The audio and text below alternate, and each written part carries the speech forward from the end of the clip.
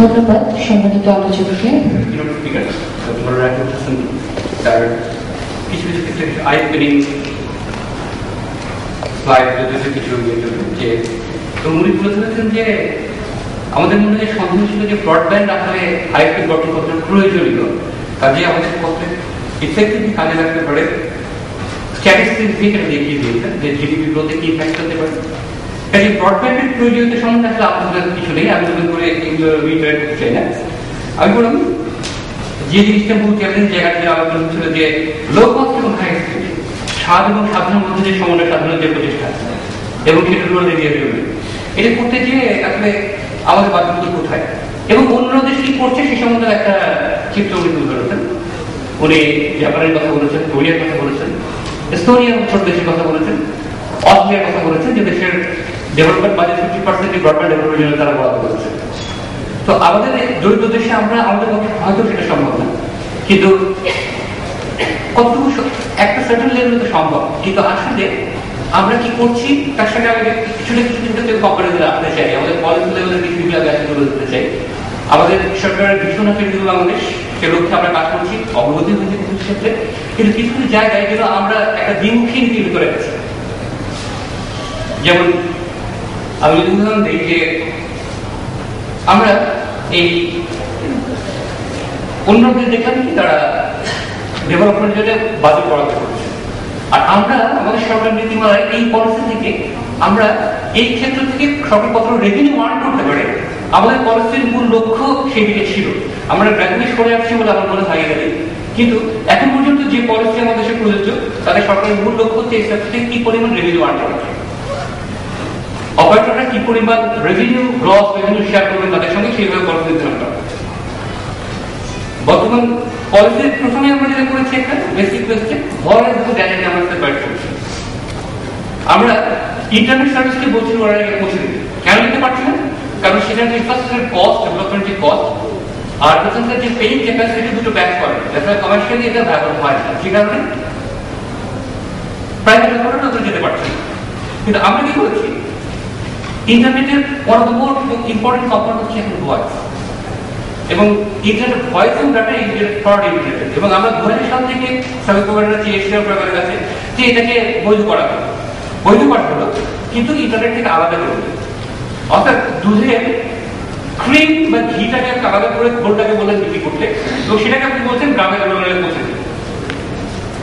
আমি পলিসি পরিবর্তনের কথা বলছি যে এতে কি হলো, যে প্রোভাইডাররা সার্ভিসগুলো দিচ্ছেন তারা তাদের সক্ষমতা খারাপ, এই জন্য যে যদি একটা জায়গায় তারা বেশি ইনকাম করতে পারতো সেটা তারা সাবসিডাইজ করতে পারে। এবং আমাদের যে সার্ভিস প্রোভাইডাররা এই মেজরিটিতে কাজ করে তারা প্রমাণ দিতেছে আমাদের দেশে ওয়ার্ল্ড ব্রডব্যান্ড শুরু হয়েছে 2003 সালে। যখন আমরা ভিসারে ব্যান্ড কিনতাম, যে ব্যান্ডের দাম আজকে আমরা বলছি 10,000 টাকা এক এমবি, তখন আমরা এক এমবি ব্যান্ড কিনতাম 2,500 টাকা, এবং তখনও 1000 টাকায়, যদিও টেকনিক্যালি তাকে ব্রডব্যান্ড বলা যায় এখানে সন্দেহ আছে, কিন্তু আমরা অপারেটর দেওয়ার চেষ্টা করেছি কিন্তু সাধারণ মানুষ, এবং সেটা প্রফিট রাখে না, ভবিষ্যতে একদিন গ্রো করবে। কারণ আমরা এই ইন্ডাস্ট্রিতে কাজ করি, আমরা একটা ভীষণ ছিল যে হ্যাঁ একদিন ব্রডব্যান্ড গ্রো করবে এই দেশে, সেই স্বপ্ন নিয়েই কিন্তু অনেক অপারেটর শুরু করেছে। কিন্তু আমাদের সরকারের নীতিমালায় সেই পৃষ্ঠপোষকতা থেকে আমরা সেই সবসময় জিনিসটা আসে, যেটা আজকে আমরা মনে করছি যে আজকে এই সরকারি একটা প্রতিষ্ঠানের প্রেজেন্টেশন যেটা আমাদেরকে আসলে আজকে আশা নিতে পারে যে আমরা আসলে বোধহয় এখন একটা সঠিক পথ দিকে এগোচ্ছি, এবং আমাদের এই ভুলগুলোকে যত দ্রুত আমরা রেক্টিফাই করতে পারবো, যত দ্রুত এই সমাধান করতে পারবো, তত আসলে এই যে লক্ষ্যটা আজকে খুব কঠিন মনে হতে পারে, কিন্তু এটা আসলে বাস্তবায়ন সম্ভব।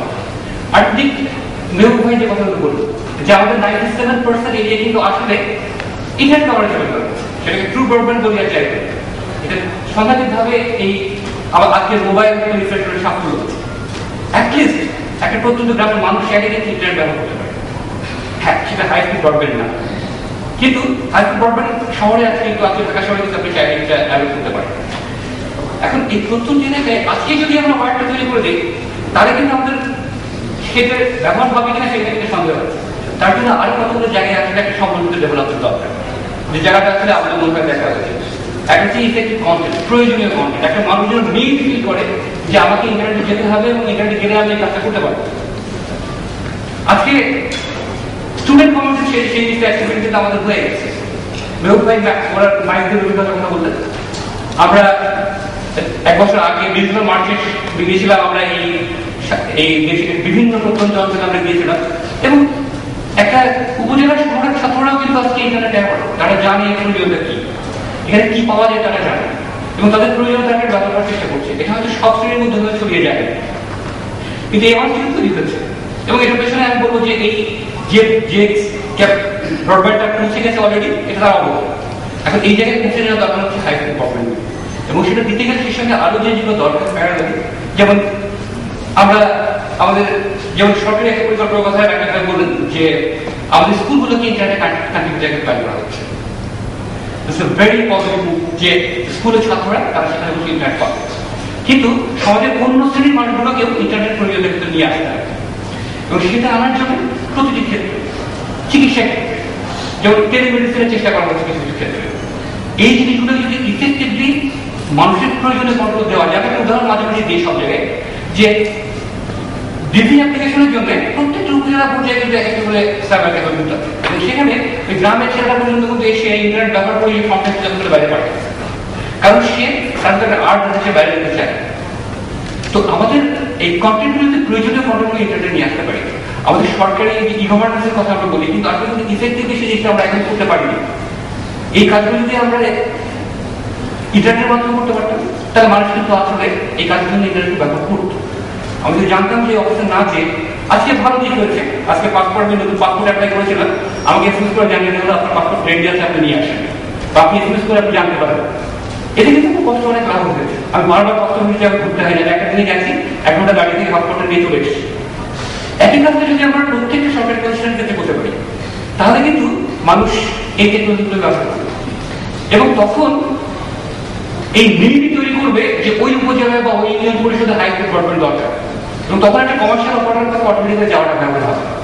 কিন্তু আজকে যদি আপনি করতে চান তাহলে আমি কোনটা আগে করবো, যে প্রশ্ন আগে উত্থাপন করেছিল যে আসলে আগে আমি হাই স্পিড ব্রডব্যান্ড নিব না আগে আমি ওইখানকার মার্কেটটাকে তৈরি করবো, আসলে দুটো প্যারালাইজ করতে হবে এবং প্যারালাইজ করতে গেলে এখানে এই মুহূর্তে দরকার হচ্ছে সরকারি বিষয়। আমরা একসঙ্গে গুরুত্ব করে অর্থনীতি এবং একসঙ্গে সমাজতন্ত্র দুটোই কাজ করার চেষ্টা করছি, যেটা আমাদের সংবিধানও যেভাবে আছে এবং বাস্তবে কিন্তু তাই। আমরা অপারেটরগুলোকে কমার্শিয়াল অপারেটর লাইসেন্স দিয়েছি, ইনফ্রাস্ট্রাকচারের প্রয়োজনে আমরা অনুভব করেছি, করে আমরা ইনফ্রাস্ট্রাকচার কোম্পানিকে ইন্ডিভিজুয়াল লাইসেন্স দিয়েছি, but they are commercial revenue এবং they need to share revenue with the government. Already এমন হতো এই ইনফ্রাস্ট্রাকচার তৈরির জন্য পাবলিক প্রাইভেট পার্টনারশিপের মাধ্যমে সরকার টাকা দিয়ে আগে বিল করতো এবং বলতো ভাই তুমি এটাকে এর চেয়ে বেশি চার্জ করতে পারবেন না, যে যে রিভার্স অপশনের যে ম্যাথডের কথা বললেন এইরকম ভাবে আমরা করতে পারতাম, তাহলে কিন্তু আমরা একটা লো কস্টে ইনফ্রাস্ট্রাকচারটাকে অন্য অপারেটর শেয়ার করতে পারতাম এবং সাধারণ মানুষ লো কস্টে ইন্টারনেট পেতে।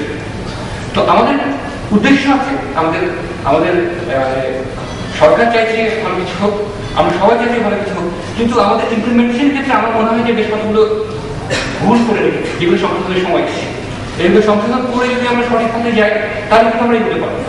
আমি আরেকটা উদাহরণ দিই যে সরকার যেমন চাইছে এবছর বাজেটের আগে ইন্টারনেটের দাম কমানোর জন্য কয়েক দফা এমনটিতে এবং রিলেশনটি মজার মধ্যে আমাদের মিটিং হয়েছে। আমরা সবাই মিলে আলোচনা করেছি কি করা যায়, কি করণীয়, কি কি ক্ষেত্রে আমরা কাজ করতে পারি, ক্ষেত্রগুলো চিহ্নিত করা। তারপরে একটা জায়গায় দেখা গেল যে এই সেক্টরের উপরে গভর্নমেন্ট ভ্যাট দেয় 15%, 15% ভ্যাট নেওয়া। এখন যদি ভ্যাটটা আছে সরকার ওয়েস্ট করে তাহলে ইন্টারনেটের দাম যদি 15% এক কথায় কমছে। ভ্যাটের পরিমাণ কত? আমার ধারণা, আমি 45 আমাদের জেনারেল বলতে পারবো, আমার ধারণা 30 থেকে 40 কোটি টাকার মতো হবে টোটাল ভ্যাট ইন্টারনেট সার্ভিসের উপরে। এই টাকাটা সারা দিনে এওকুটি থেকে অর্থ মন্ত্রণালয়কে চিঠি দেওয়া হয়েছে, আইসিটি মিনিস্ট্রি থেকে অর্থ মন্ত্রণালয়কে চিঠি দেওয়া হয়েছে, প্রত্যেকটা বিজনেস অ্যাসোসিয়েশন থেকে চিঠি দেওয়া হয়েছে, কিন্তু অর্থ মন্ত্রণালয়ের ভিতরে কর্মরত করা হয়েছে। তো এখানে যদি মনে হয় সরকারের ভিতরে এক ধরনের কোঅর্ডিনেশন গ্যাপ কিন্তু রয়েছে, যারা অর্থ মন্ত্রণালয় যদি ডেমোক্রেটিক ট্রাস্ট না করেন, তাহলে একটা নির্দেশ যদি না রাখে, তাহলে পরে সেক্ষেত্রে আসলে আমরা ওভারঅল সামগ্রিক ডেভেলপমেন্ট আমরা পেয়ে আশা করতে পারি। এই জায়গাটায় মাননীয় উপদেষ্টার মধ্যে এখানে আসলে আজকে আমার মনে হয় এই জায়গাগুলো আমাদের অ্যাড্রেস করা উচিত। আমরা সবাই চাইছি একটা ভালো কিছু হোক, কিন্তু আমাদের কাজের ক্ষেত্রে এই কাজগুলো কিছু কিছু ভুল হয়ে যাচ্ছে।